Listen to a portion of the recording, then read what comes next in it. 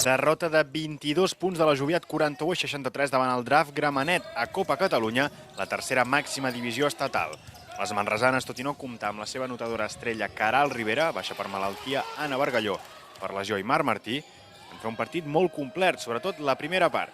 Però un parcial trencador de les visitants a l'inici del tercer quart va suposar l'avantatge definitiu del Gramenet. Tot i això, la Joviat va lluitar pel partit en tot moment. Crec que les nostres jugadores han tingut molt esforç, no se li pot recriminar res, al contrari, han treballat moltíssim. Venim d'una setmana complicada a nivell de segona partida de 13, però ens hem trobat amb 10 sèniors, perquè teníem el nostre focus a nivell ofensiu, com és la Caral, ha estat malada tota la setmana, això ens ha impedit trobar situacions fàcils a nivell d'atac, però crec que l'esforç ha estat molt alt i després ens han guanyat perquè han sigut millors. Amb només 4 victòries en 19 partits i a la cua de la classificació, la temporada del debut a Copa Catalunya està sent realment complicada per la Joviat.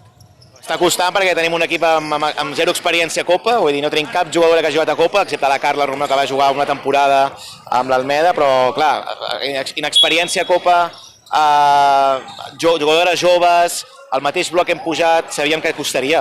I estem treballant bé, estem creixent molt com a equip, això segur que aniran molt bé moltes jugadores de l'equip, i ja veurem. Intentar lluitar fins al final, i si a la temporada acabem baixant, doncs a primera catalana a tornar a estar a dalt, intentar competir, intentar arribar al punt que aquest equip, aquestes jugadores puguin estar per anys jugant a Copa, que és on crec que el club i l'equip també es mereix. 7 partits per disputar-se i a 2 victòries de la zona del play-out, la Joviat buscarà la proesa d'evitar l'última plaça de la classificació, que suposaria el descens directe a primera catalana.